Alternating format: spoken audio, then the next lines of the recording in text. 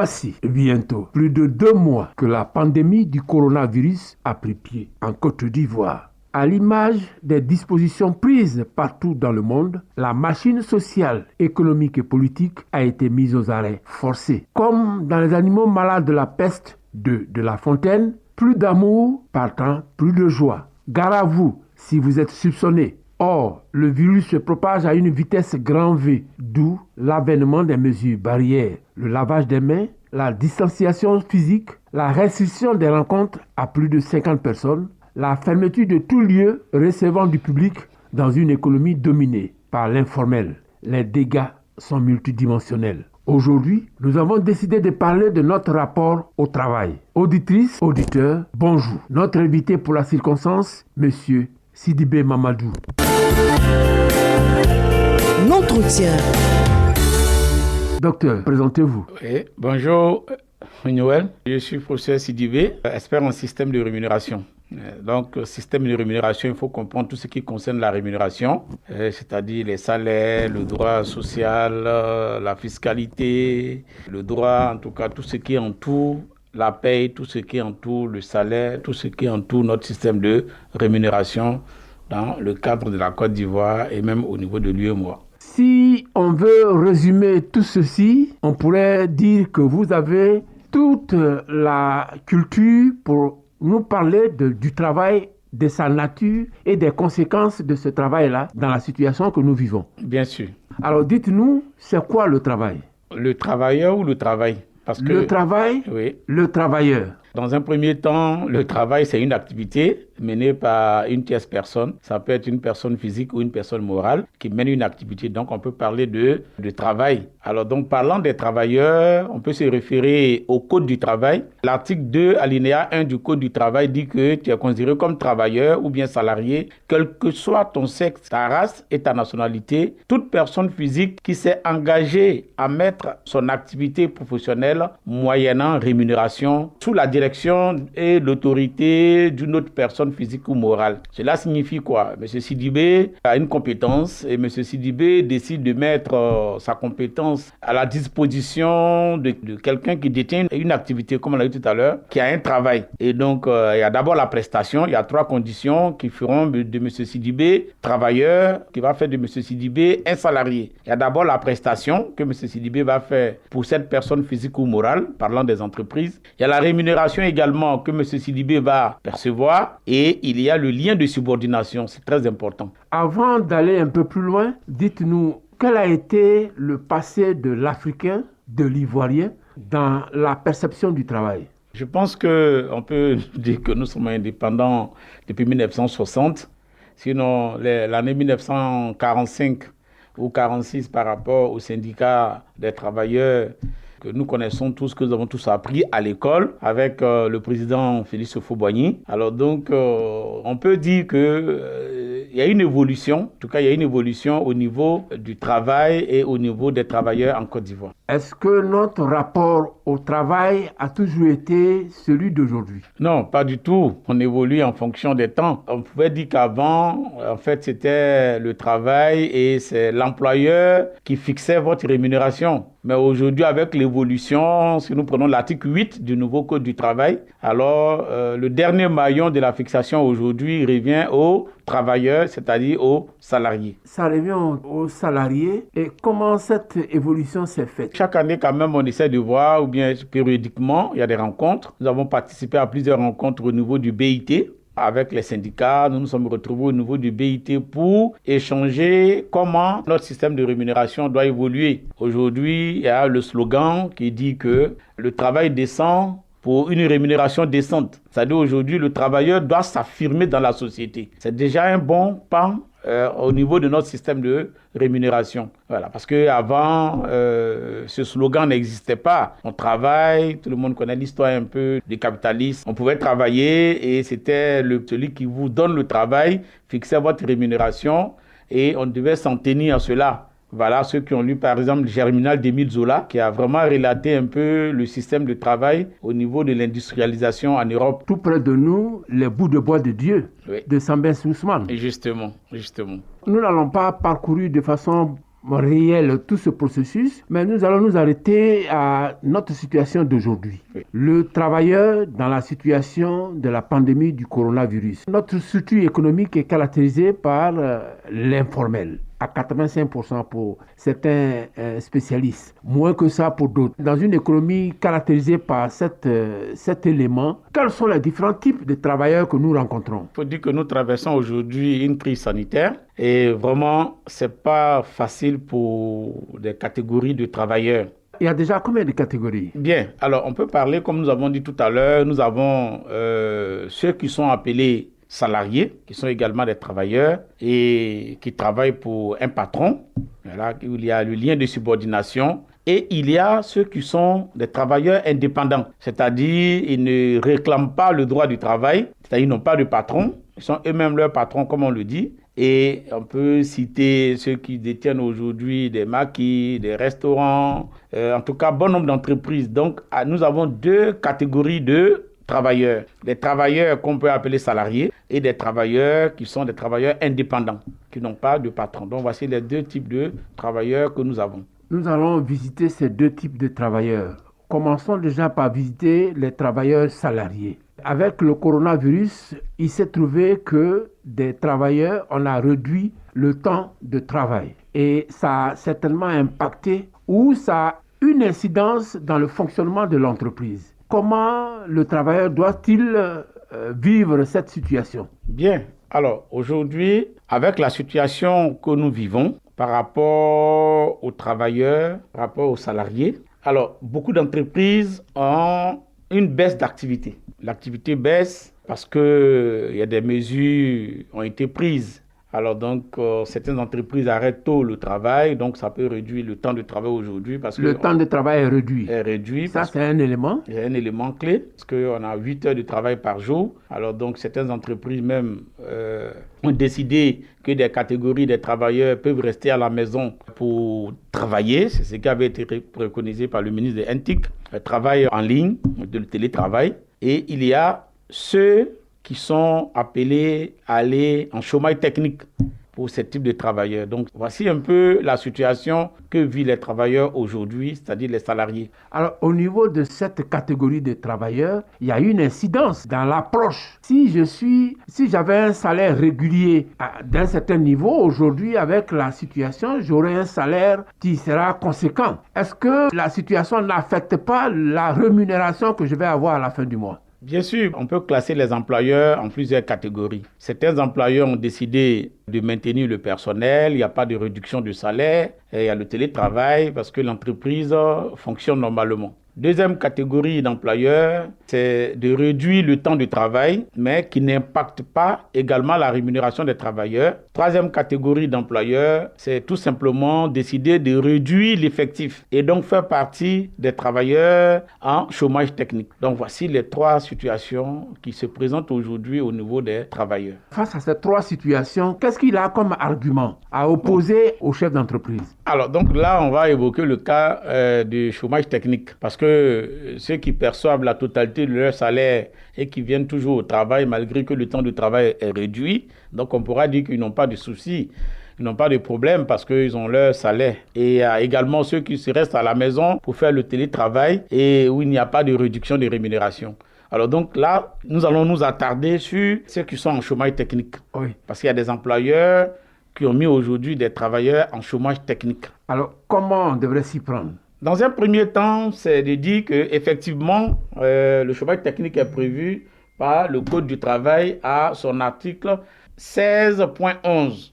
À son article 16.11 qui autorise l'employeur à mettre des travailleurs en chômage technique, mais sous réserve des conditions qu'il faut connaître également. Quelles sont ces conditions? Bien, c'est d'abord l'employeur qui va décider, qui va penser, qui va montrer qu'il y a effectivement baisse d'activité. L'employeur a des difficultés économiques pour maintenir tout le personnel, parce que peut-être il y a baisse d'activité, ou bien il n'y a plus assez de clients. Les conditions pour mettre un salarié en chômage technique sont prévues par l'article 16.11 de notre Code du travail du 20 juillet 2015. Mais ce qu'il faut constater, c'est qu'aujourd'hui, mettre un salarié en chômage technique ne signifie pas qu'il ne perçoit pas de rémunération. Il y a un minimum quand même. Quand vous prenez l'alinéa 2, on va vous dire que la décision indique la durée de la mise en chômage technique, ainsi que les compensations salariales éventuellement proposées aux travailleurs. Dans cette disposition, il y a un paramètre qu'on ne maîtrise pas aujourd'hui. Oui. On ne sait pas jusqu'où on va avec le coronavirus. Pour ceux qui sont en chômage technique, c'est 1 mois renouvelable une fois, mais on peut aller jusqu'à 4 mois, prévu par l'article 16.11. On peut aller jusqu'à 4 mois. Donc, si la situation perdure, parce qu'au moment où vous êtes en chômage technique, 1 mois renouvelable une fois, donc dans la période de 1 mois, parce qu'il y a le lien de travail qui existe. C'est le contrat qui est suspendu, mais le lien de travail existe parce qu'au cours de cette période, le travailleur a la possibilité de démissionner. Le travailleur peut participer à certaines activités de l'entreprise. S'il y a par exemple l'élection des délégués et autres, donc il y a le lien de travail qui existe. Mais seulement que vous restez à la maison et en attendant que la situation peut-être s'améliore. Donc on a 1 mois renouvelable une fois, ça va faire 2 mois. Si la situation perdure, l'article 16.11 donne un maximum de 4 mois. Mais durant les 2 premiers mois, l'employeur doit donner une certaine rémunération au travailleur. C'est à son appréciation ou bien c'est de commun accord? Oui, en fait, c'est de commun accord parce que l'article 16.11 n'a pas précisé de montant. C'est la deuxième vague, c'est-à-dire si c'est encore renouvelé une fois, c'est-à-dire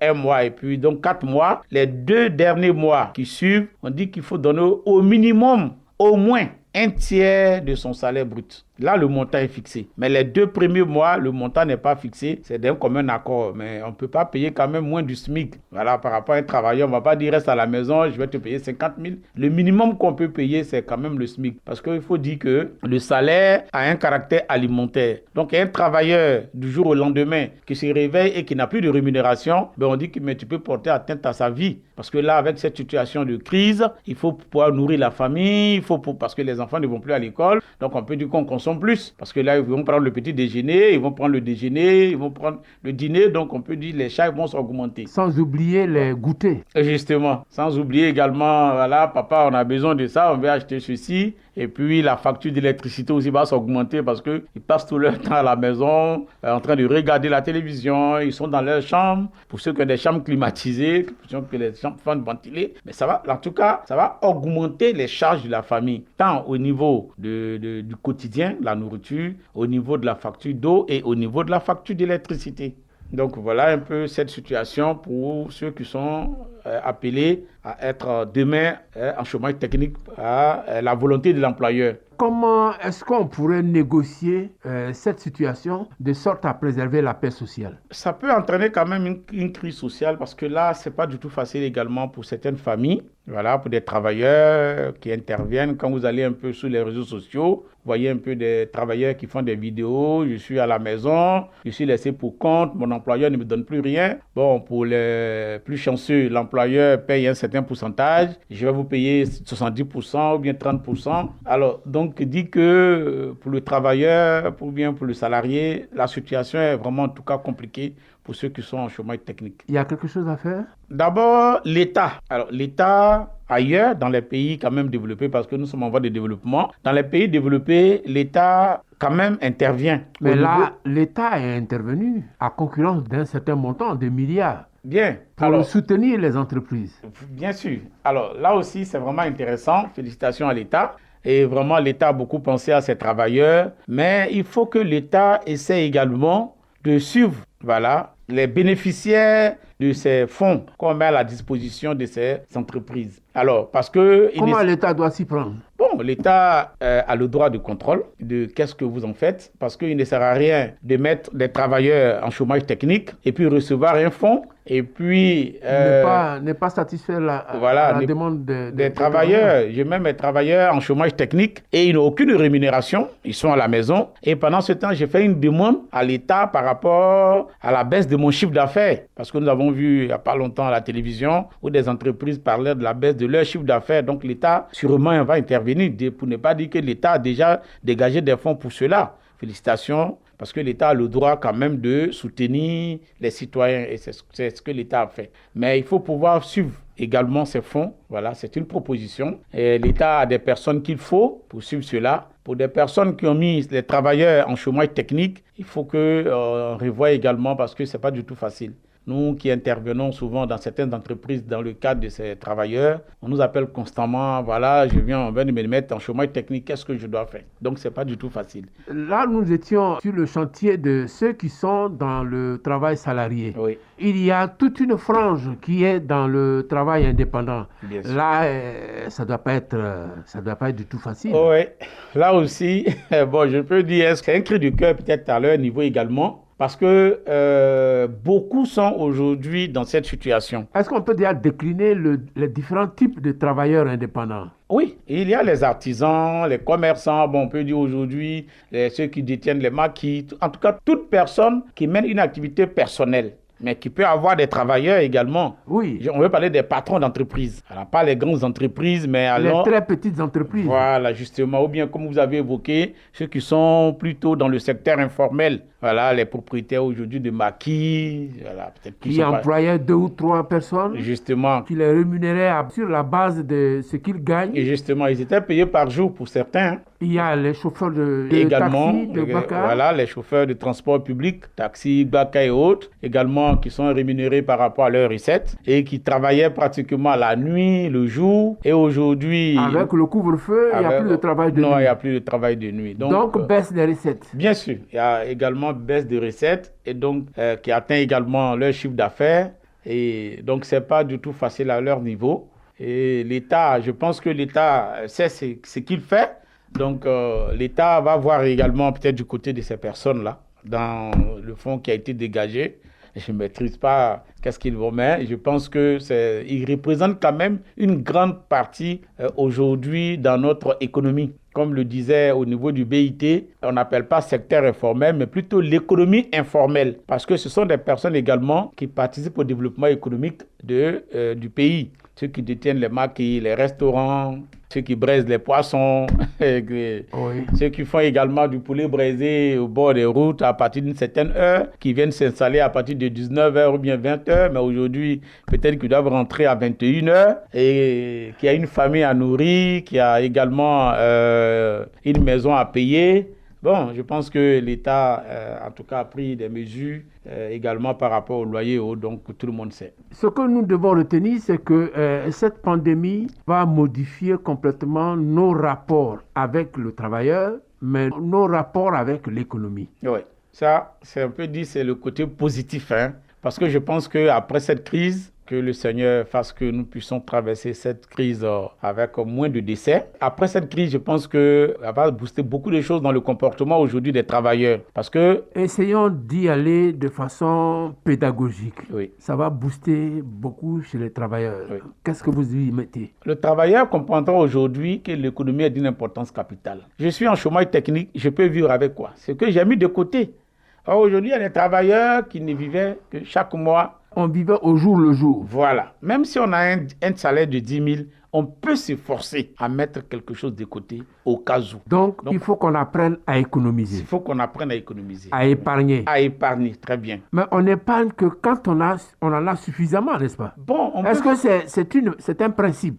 Pour épargner, il faut forcément en avoir plus? Non, pas forcément. C'est ce que je disais tout à l'heure. On peut même vendre de l'eau, avoir 500 francs par jour, épargner 200 francs, c'est possible. Ou bien épargner 100 francs. En tout cas, aujourd'hui, je pense qu'après cette crise, beaucoup comprendront qu'il faut quand même, quel que soit votre gain, quelle que soit votre rémunération, il faut mettre quelque chose de côté. Première leçon. Première leçon, oui. Ensuite. Aujourd'hui, on va comprendre également que vraiment la famille, bon là, ce n'est plus de l'économie, la famille est d'une importance capitale parce qu'aujourd'hui, on ne peut même plus rendre visite à nos familles. On ne peut pas serrer la main aujourd'hui à un ami. Donc, je pense qu'on va comprendre l'utilité également de la famille, de la fraternité que nous avons et vraiment la chaleur humaine. Parce qu'aujourd'hui, certaines familles ont fermé la porte même à leur propre famille. Tu ne rentres plus chez moi, je ne vais plus chez toi, on va rester chez nous. Et c'est ce qui est normal. Voilà, c'est ce qui est normal en attendant que la situation passe. Alors, le plus souvent, notre famille nous manque. On avait l'habitude d'aller les dimanches voir la famille,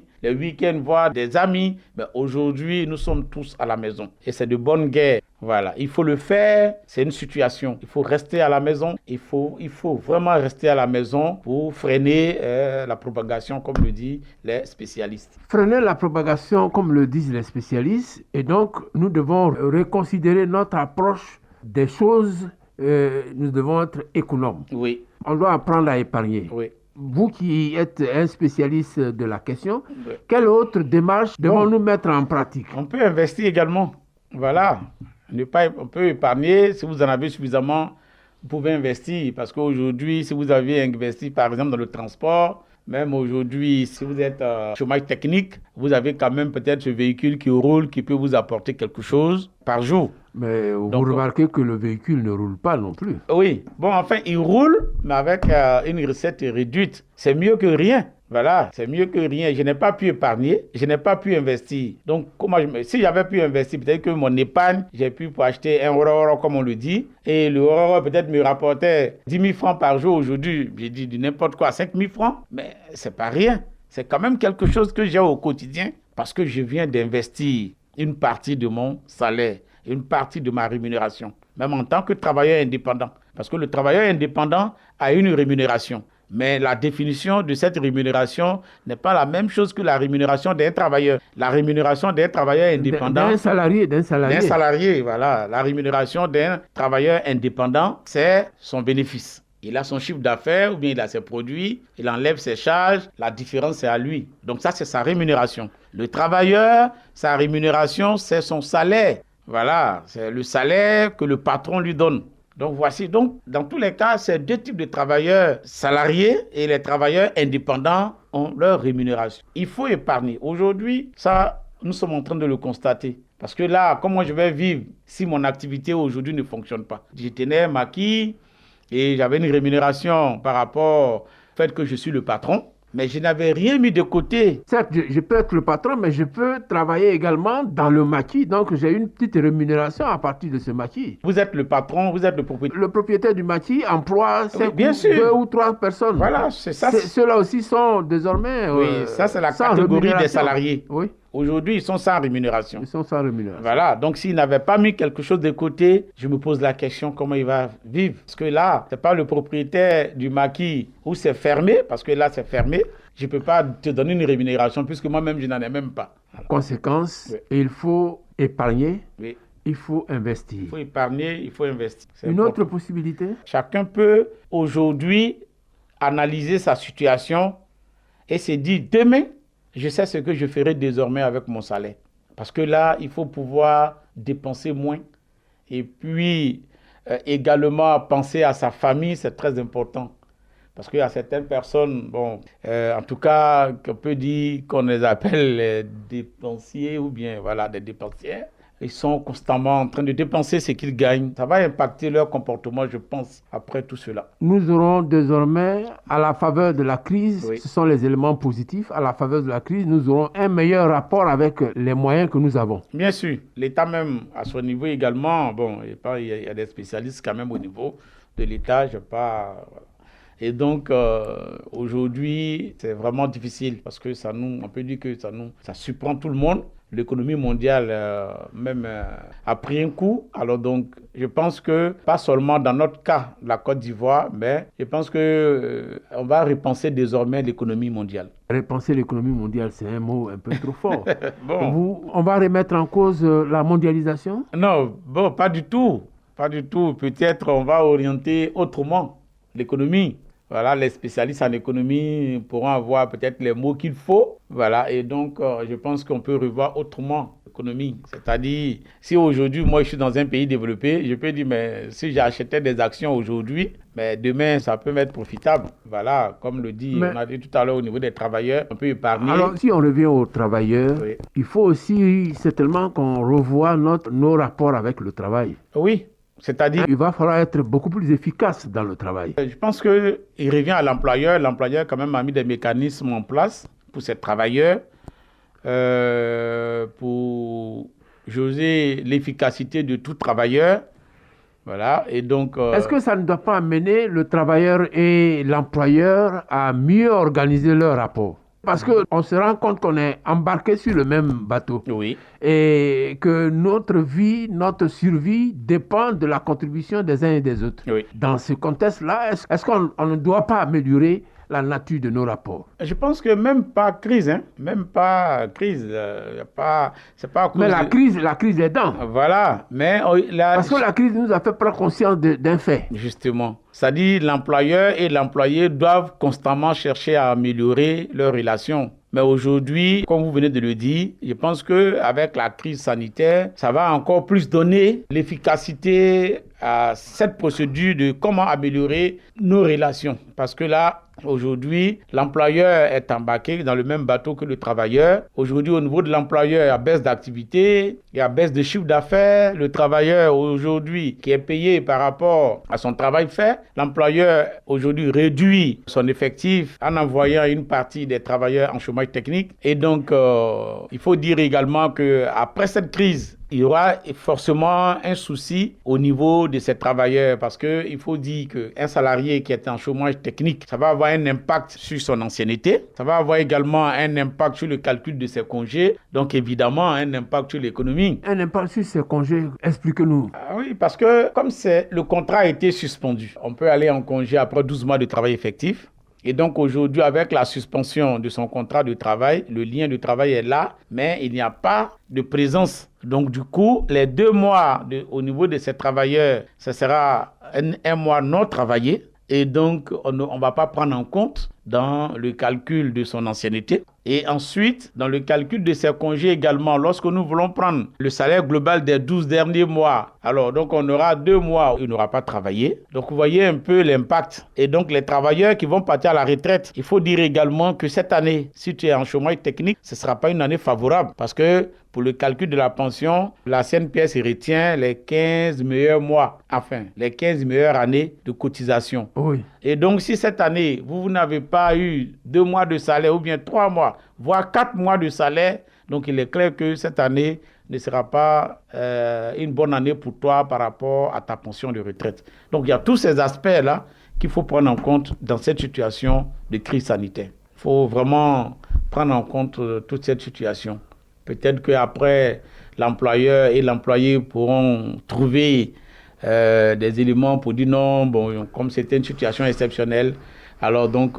à situation exceptionnelle, comportement exceptionnel. Justement, donc c'est peut-être ne pas considérer toujours les 2 mois comme étant un mois travaillé. Et puis lors des départs en congé également, considérer ces mois comme étant des mois travaillés. Et puis bon, ça dépendra. Ils peuvent toujours s'entendre. Ça peut être à l'origine de ce qu'on appellerait les retombées plus ou moins positives de la crise. Ah oui. C'est-à-dire une nouvelle approche que nous devons avoir avec l'employeur. Oui, ça c'est vrai. Ça a été toujours prôné. C'est-à-dire qu'aujourd'hui, l'employeur et l'employé sont tenus également parce que même les tests le disent au niveau du droit social, il faut toujours quand même, on nous dit d'un commun accord, tous les tests vous diront telle décision c'est d'un commun accord, telle séparation c'est d'un commun accord. Donc aujourd'hui, on doit renforcer également cette collaboration à partir de ce que nous sommes en train de vivre et ce que nous sommes en train de constater également. Une chose est sûre, on continuera de travailler. Il faut améliorer notre rapport au travail. Oui. Il faut également améliorer notre rapport avec l'employeur. L'employeur devra également améliorer ses rapports avec le travailleur. Oui. Et l'arbitre, qu'est l'État? Que doit-il faire? L'État a toujours fait ce qu'il doit faire. Voilà, et donc l'État a mis en place des tests et puis également des structures qui gèrent ces différents tests. Donc l'État a fait tout ce qu'il a le droit de faire. Aujourd'hui, peut-être... L'État a fait ou l'État doit faire? L'État fait. Sinon, il doit le faire. Sinon, l'État fait en tout cas. Je me dis que l'État fait beaucoup. Mais on est rentré dans une situation imprévue et qui a pratiquement tout bouleversé. Est-ce que ce n'est pas l'occasion de s'adapter, de trouver des coussinets pour essayer de rebondir devant de pareilles éventualités? Est-ce qu'on ne pourrait pas construire une approche dans ce sens? Bien sûr, bien sûr. Je pense que l'État est en train de travailler dans ce sens parce qu'aujourd'hui, à la suite de tout cela, l'État tire une conclusion et l'État va mettre en place également un mécanisme pour vraiment voir comment est-ce qu'on peut améliorer les conditions des travailleurs et voir également, parce que nous avons évoqué le cas de l'économie, d'investissement, et donc l'État pourra voir également le cas aussi des travailleurs indépendants. Aujourd'hui, la situation de la fermeture de ces maquis, de ceux qui ne peuvent plus vendre des poulets braisés, des poissons, des dames aujourd'hui qui sont à la maison mais qui gèrent toute une famille. Donc je pense que l'État, peut-être que dans ce sens-là, après, on pourra demander à ces personnes-là, aujourd'hui, peut-être de se faire immatriculer. C'était l'objectif pour l'émergence 2020, pour qu'aujourd'hui, tout le monde, c'est-à-dire que votre activité soit reconnue par l'État. Et voilà, aujourd'hui, si nous étions peut-être dans cette situation... Si je vous comprends bien, oui. Vous êtes en train de dire qu'il faut que chacun prenne conscience que nous sommes en République, oui. Et par conséquent, toutes les activités doivent être identifiées. Tout à fait, tout à fait. Ça, il faut qu'on en arrive là. Toute activité aujourd'hui doit être déclarée à l'État. Ça sera vraiment l'idéal. Aujourd'hui, on a envie, par exemple, ces pays développés, mais aujourd'hui, même si tu es vendeur de poulet braisé, tu es immatriculé à la Direction générale des impôts dans les pays développés. Mais chez nous, on est beaucoup trop dans l'économie informelle. Voilà aujourd'hui une situation que nous prenons. Cette dame aujourd'hui, peut-être qui faisait du poisson à la braise au bord de la route, et voilà. Si elle était peut-être immatriculée à la Direction générale des impôts, ou bien voilà, son activité est reconnue par l'État. Aujourd'hui, l'État a dégagé des fonds. Elle peut en bénéficier facilement. Et donc, vous participez plus au développement économique de votre nation lorsque vous déclarez votre activité à l'État. Lorsque vous êtes immatriculé, l'État va vous classer dans un régime d'imposition et l'État n'est pas là pour tuer votre activité. Donc aujourd'hui, je pense que ces personnes qui se retrouvaient dans l'économie informelle vont repenser leur manière désormais de mener leur activité. Autrement dit, ces personnes-là doivent se déclarer. Ils doivent se déclarer. Oui. Ensuite, et c'est comme ça qu'elle va participer à l'avènement d'une nouvelle économie un peu plus solide. Voilà, une économie émergente. En tout cas, s'ils le font aujourd'hui, on ne pourra pas dire on va être émergent. Parce que là, on en a besoin parce qu'il faut déclarer votre activité. Même les personnes aujourd'hui qui travaillent avec des travailleurs indépendants, ceux qui sont dans les maquis et autres, ils peuvent se faire immatriculer à la CNPS. Voilà, aujourd'hui, voilà, ils ne travaillent pas, mais la CNPS peut les soutenir à un moment donné où tu ne peux plus avoir la force de mener ce travail. Donc aujourd'hui, tout le monde doit se faire immatriculer et à la CNPS, tous les travailleurs doivent se faire immatriculer. Mais il y a un volet assez important, oui. les paysans. Oui. On fait comment à leur niveau? Effectivement, les paysans, nous sommes aujourd'hui dans une agriculture chez nous pas moderne.